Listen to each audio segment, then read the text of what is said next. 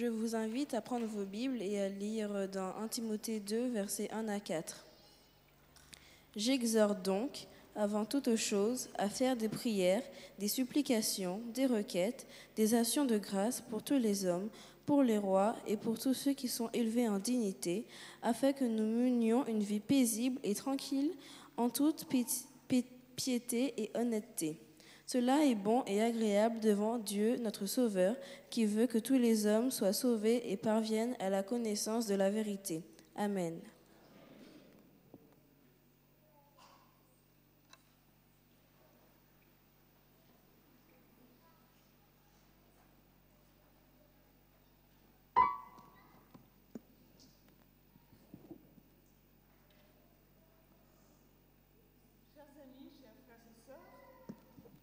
Chers frères et sœurs, chers amis, bonjour et je vous souhaite un excellent sabbat. J'adresse également mes salutations aux visiteurs, à ceux qui nous font la joie d'être parmi nous, mais aussi à ceux qui nous suivent par le net. Je voudrais adresser également une cordiale bienvenue à notre pasteur Dominique Buffon, qui se trouve, Buffon-Rakoto, qui se trouve parmi nous, quelque part. Et nous lui, voilà, merci, je ne la voyais pas. J'aimerais savoir qui sait de quelle église elle est pasteur. Dans le Nord, oui, dans les églises de Lille et Anglefontaine, effectivement. Je ne connais pas personnellement ces églises, mais j'aimerais que notre pasteur Dominique puisse transmettre nos salutations aux frères et sœurs de là-bas. Qui est-ce qui est d'accord pour cela? Manifestez-vous. Merci beaucoup. Pasteur Dominique, donc tu as une mission. Merci. Le pouvoir de l'intercession. Si je demandais qui parmi vous a déjà prié, je pense que toutes les mains se lèveraient, ou presque. Mais si je demande qui a déjà intercédé, je suppose qu'il y aurait moins de mains qui seraient levées. Parce que, en effet, la prière et l'intercession sont différentes.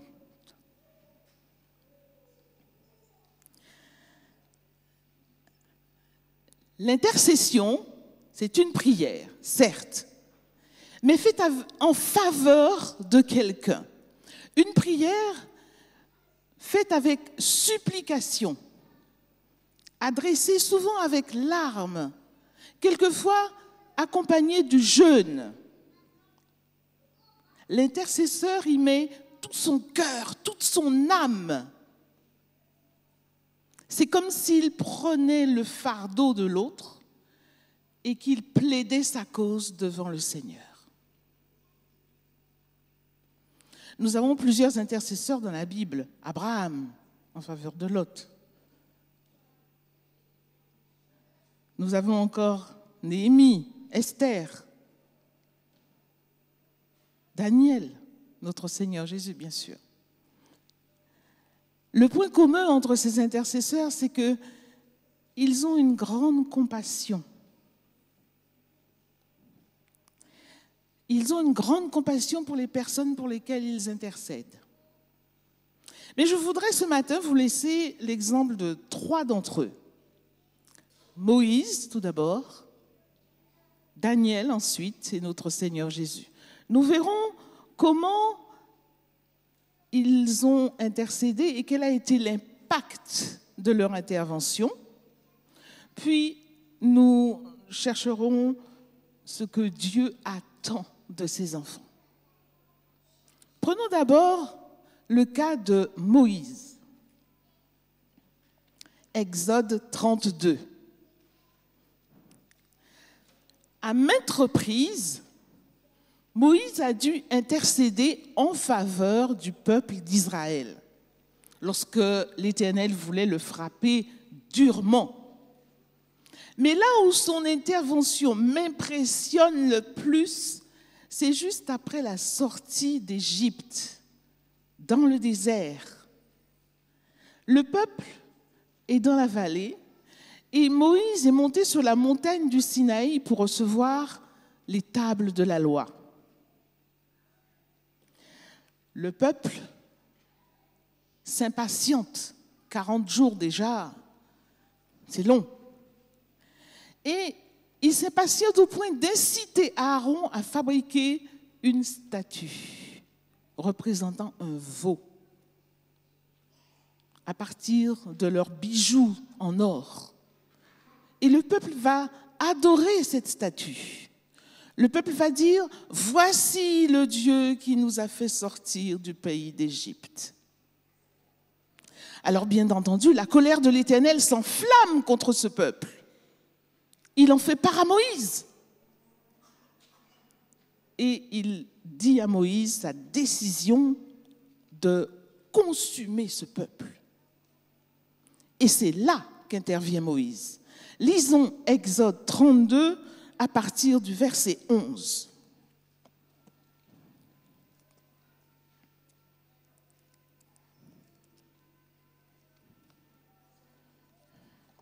Exode 32 à partir du verset 11.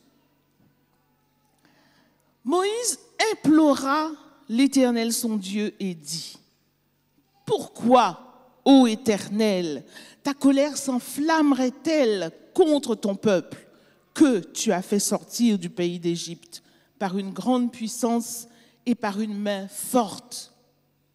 Pourquoi les Égyptiens diraient-ils, c'est pour leur malheur qu'il les a fait sortir?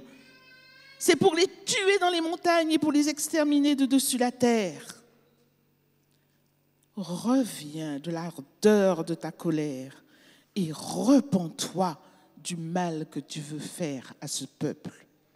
Souviens-toi d'Abraham, d'Isaac, d'Israël, tes serviteurs, auxquels tu as dit, en jurant par toi-même, je multiplierai votre postérité comme les étoiles du ciel, je donnerai à vos descendants tout ce pays dont j'ai parlé, et ils le posséderont à jamais.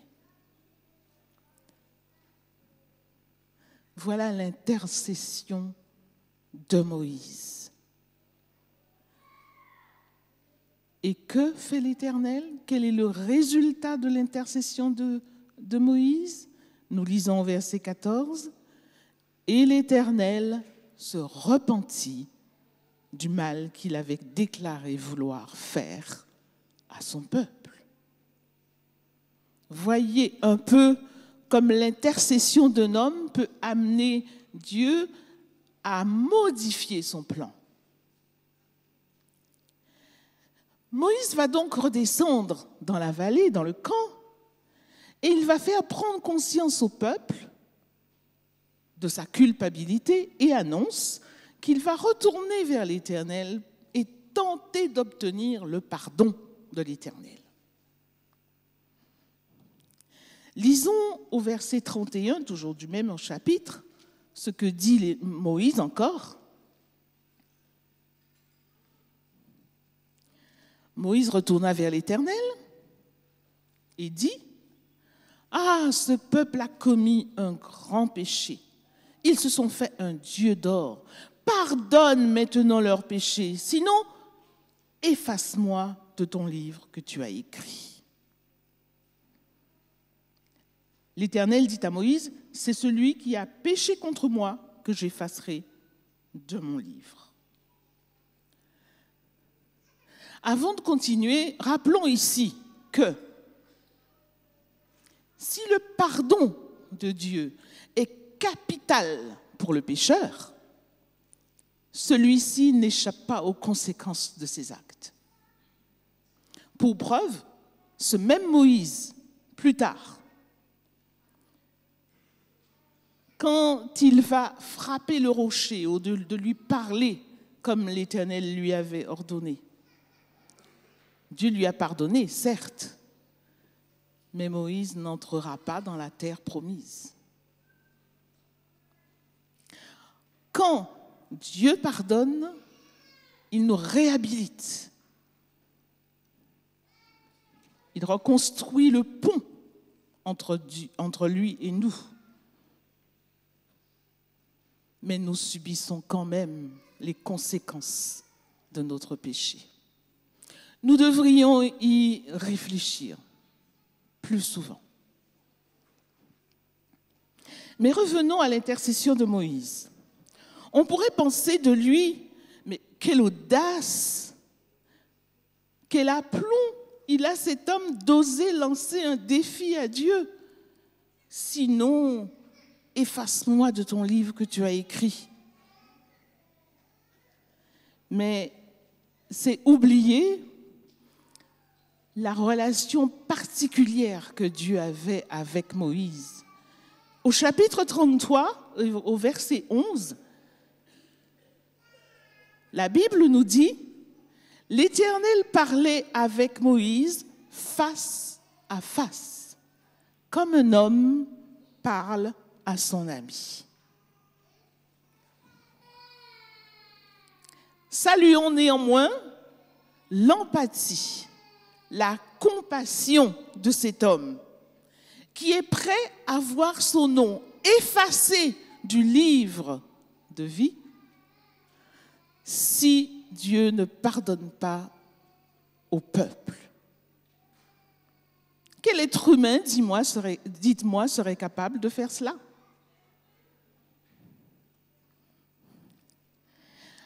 Voyons maintenant Daniel.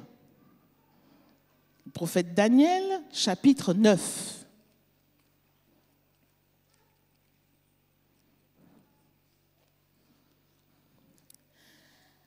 Daniel est en exil à Babylone.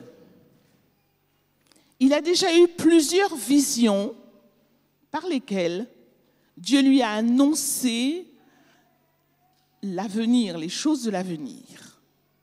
Mais c'est la vision des 2300 soirs et matins qui le trouble le plus.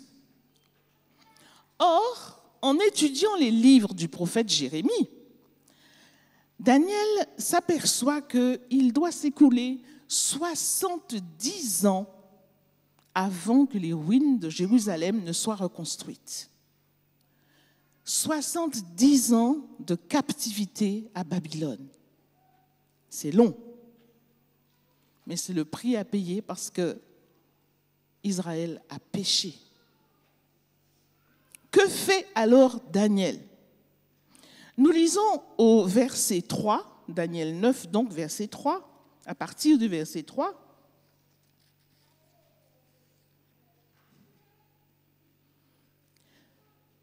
Daniel raconte « Je tournai ma face vers le Seigneur Dieu afin de recourir à la prière et aux supplications, en jeûnant, en prenant le sac et la cendre. Je priai l'Éternel mon Dieu et je lui fis cette confession. Seigneur, Dieu grand et redoutable, toi qui gardes ton alliance et qui fais miséricorde à ceux qui t'aiment et qui observent tes commandements. Nous avons péché, nous avons commis l'iniquité, nous avons été méchants et rebelles. Nous nous sommes détournés de tes commandements et de tes ordonnances. » Daniel prend conscience des péchés de son peuple. Il prend surtout conscience que ces péchés sont toujours là et n'ont pas été pardonnés parce qu'ils n'ont pas été confessés. Il quitte alors ses vêtements pour revêtir le sac et la cendre. C'était la coutume à l'époque. On enlevait ses vêtements, on se recouvrait d'un sac, et on se recouvrait de cendre pour exprimer une grande souffrance, une profonde tristesse, une repentance sincère. Il plaide coupable. Il confesse les péchés du peuple. Et remarquez bien, il s'immisce aussi, il se considère également comme pécheur. Il s'inclut. Et cela, même s'il se trouve à Babylone, à des milliers de kilomètres de là.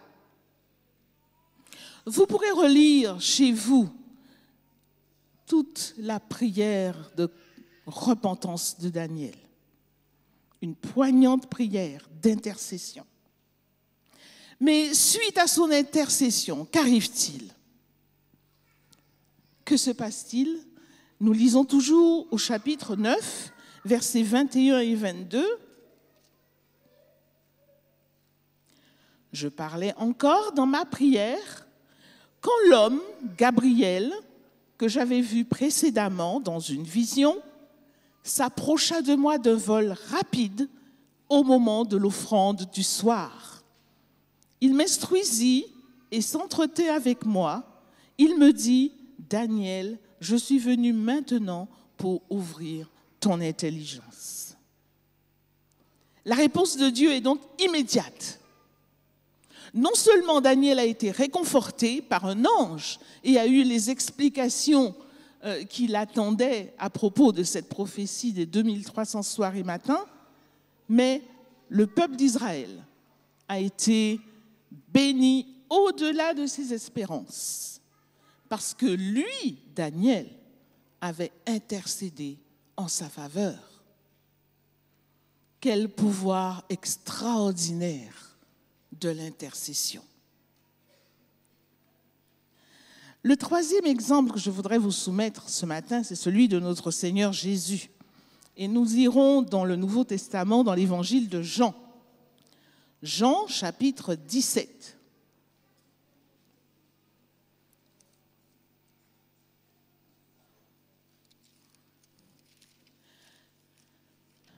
Priez pour les siens,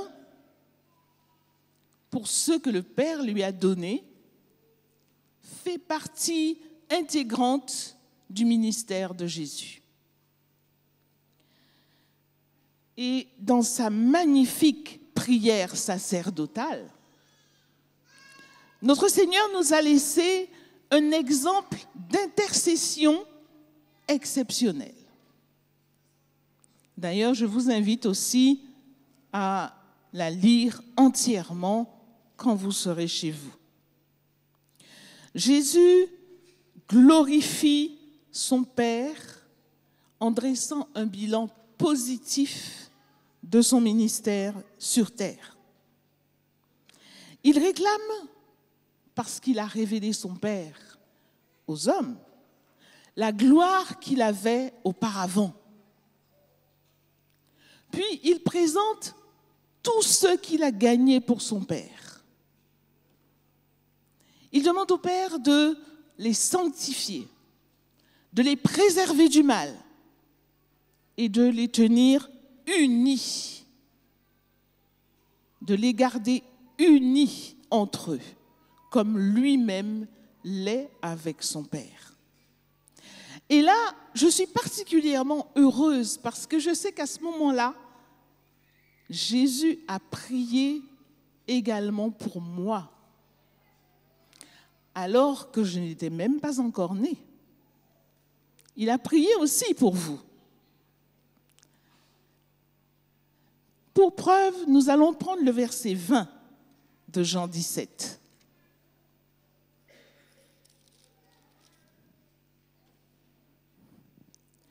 Jean 17, verset 20, nous dit « Ce n'est pas pour eux seulement que je prie, mais encore pour ceux qui croiront en moi par leur parole. »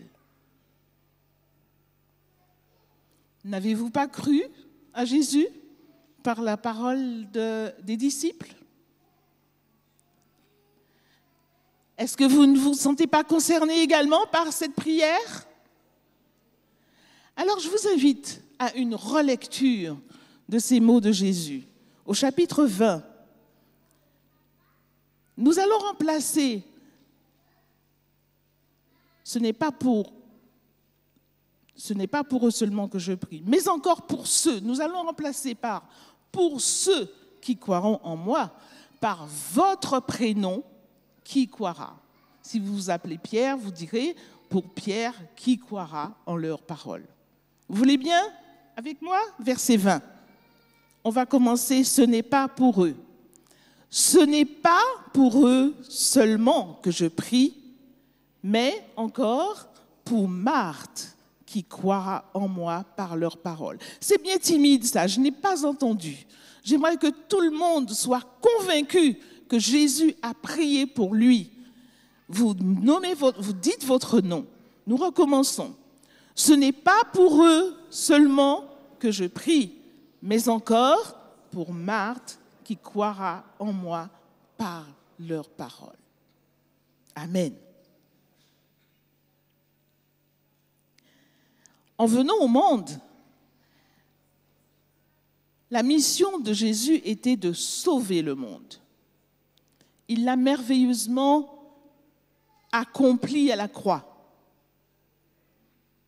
Mais sa mission ne s'arrête pas là. Elle se poursuit au ciel. Et dans Romains 8, verset 34, Paul déclare ceci. Romains 8, verset 34.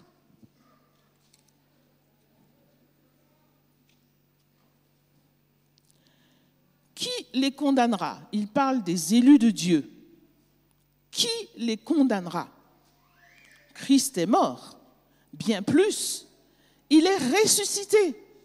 Il est à la droite de Dieu et il intercède pour nous. Et nous savons que l'intercession de Jésus a pour but notre salut, n'est-ce pas? Qui d'autre, en effet, que Jésus peut mieux nous comprendre, compatir à nos faiblesses?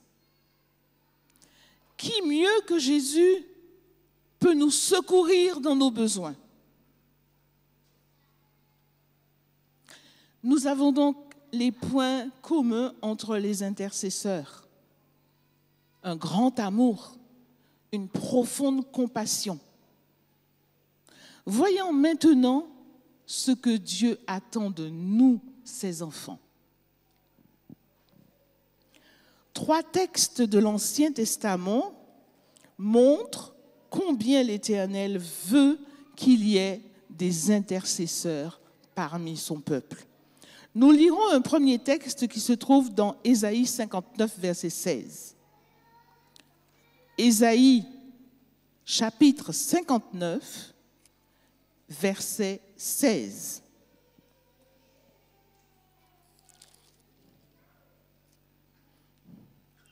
Nous parlons ici de Dieu. Il voit qu'il n'y a pas un homme. Il s'étonne de ce que personne n'intercède. Alors, son bras lui vient en aide et sa justice lui sert d'appui. L'Éternel voit d'un regard indigné qu'il n'y a pas de droiture et il s'étonne que personne n'intercède. Un deuxième texte qui se trouve dans Ézéchiel 22, verset 30. Ézéchiel 22, verset 30. C'est toujours l'Éternel qui parle. Je cherche parmi eux un homme qui élève un mur, qui se tienne à la brèche devant moi, en faveur du pays, afin que je ne le détruise pas. Mais je n'en trouve pas. Ensuite, un troisième texte qui se trouve dans Joël, petit prophète Joël, chapitre 2, et le verset 16 et 17.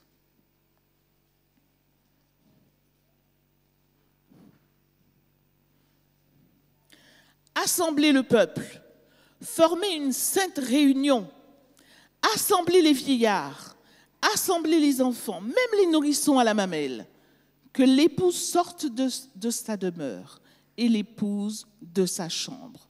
Qu'entre le portique et l'autel pleurent les sacrificateurs, serviteurs de l'Éternel, et qu'ils disent « Éternel, épargne ton peuple, ne livre pas ton héritage à l'opprobre, aux railleries des nations. Pourquoi dirait-on parmi les peuples, où est leur Dieu ?»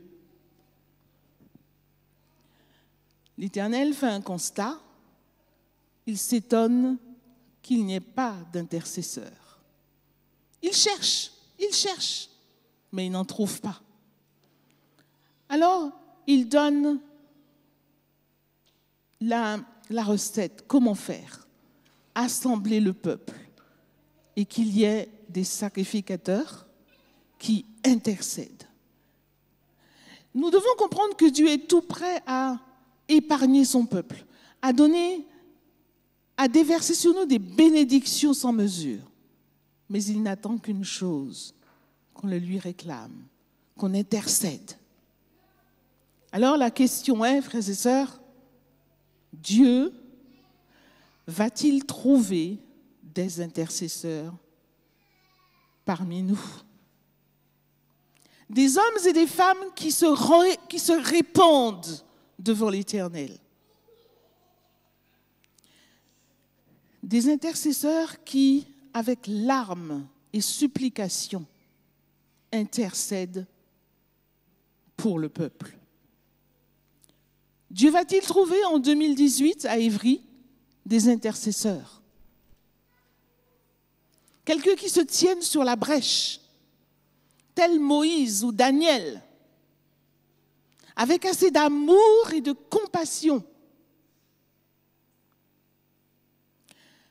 La prière constitue l'arme la plus puissante du chrétien.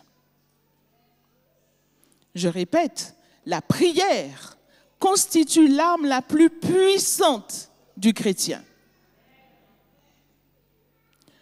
Le problème, c'est que, est-ce que nous la considérons à sa juste valeur?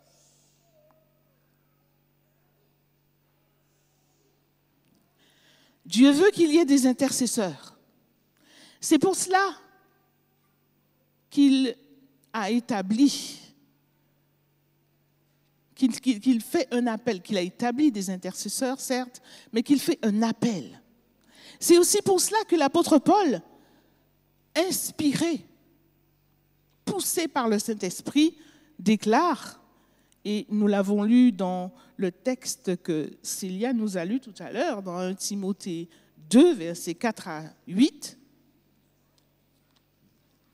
l'apôtre Paul nous invite à prier sans cesse, à faire des supplications, des requêtes, des actions de grâce. Et il ajoute, cela est bon et agréable à Dieu, qui veut que tous les hommes soient sauvés et parviennent à la connaissance de la vérité. Vous voyez quelle responsabilité nous avons. Un témoignage personnel maintenant. En mars dernier, à l'occasion du programme des 40 jours de prière, mis en place par notre communauté, j'ai pris conscience, personnellement, que si Jésus, Fils de Dieu, avait besoin de passer des nuits en prière, quelquefois, avait aussi besoin de tous les jours se lever avant le lever du jour pour aller prier, pour réclamer la puissance du Saint-Esprit afin de continuer son œuvre, sa mission sur terre. À combien plus forte raison j'en ai besoin, moi, pour affronter les difficultés de la vie et pour faire les bons choix. Aussi, j'ai pris la décision de me lever avant le jour pour passer un temps de prière avant d'entamer ma journée. D'ailleurs, je vous invite à faire cette expérience. Ce n'est pas facile au début, si vous n'êtes pas du matin comme moi, mais j'aimerais apporter ici un témoignage. Chaque nuit, le Seigneur m'a permis de me réveiller pour prier. Quand j'ouvre les yeux, c'est toujours pratiquement à la même heure, à 10 minutes d'intervalle. Et je prends le temps de présenter tour à tour des sujets au Père Céleste. Et cela continue par la grâce de Dieu et cela va continuer encore, même pendant les vacances, parce que nous sommes appelés à prier et à ne pas nous relâcher. Alors maintenant, vous allez me dire, mais pour qui intercéder? Pour qui prier? Eh bien, pour ceux qui s'égarent de la vérité, pour les malades, pour ceux qui traversent des épreuves, prier pour ne pas succomber à la tentation, pour nos églises et nos responsables d'église, pour nos familles, pour ceux qui annoncent l'évangile. Priez pour avoir la force d'échapper aux persécutions. C'est Jésus qui le dit. Priez pour recevoir le Saint-Esprit. Vous voyez, les sujets ne manquent pas et la liste n'est pas exhaustive.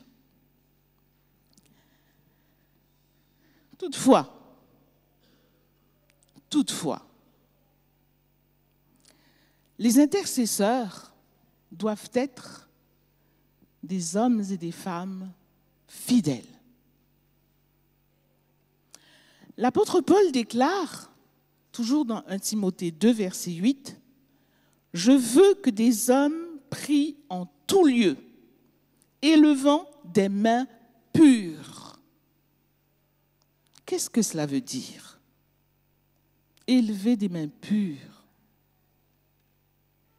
Eh bien, cela veut dire tout simplement que ce sont des personnes obéissantes à la parole de l'Éternel. Des personnes qui ne se complaisent pas dans le péché. Cela veut dire que tout péché doit être confessé et délaissé.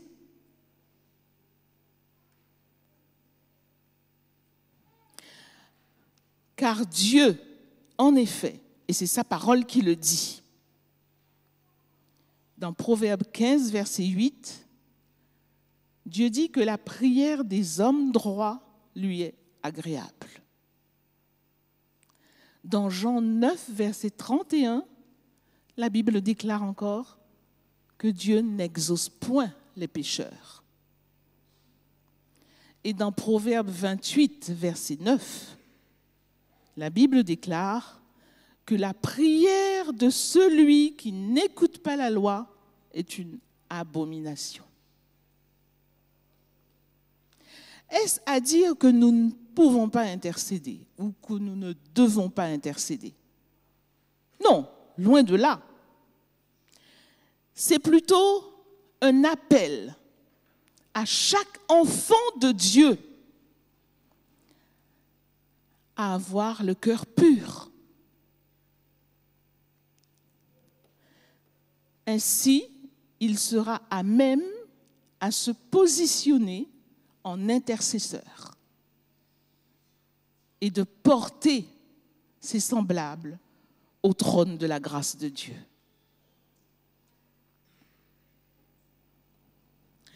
Dieu veut épargner son peuple, mes amis. Dieu veut déverser ses bénédictions sur ses enfants. Mais il attend que nous lui réclamions. Il attend des intercesseurs.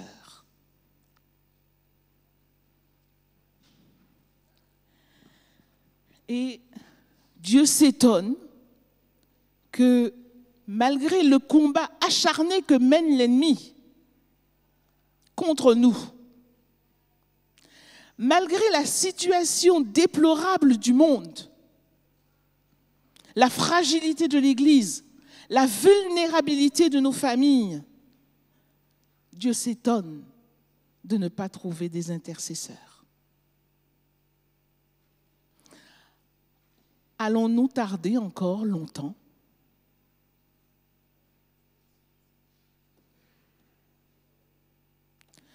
Pourquoi ne pas prendre la décision aujourd'hui même? Si vous avez compris l'importance de l'intercession dans la vie du chrétien, alors je vous invite maintenant à vous mettre 2 par 2.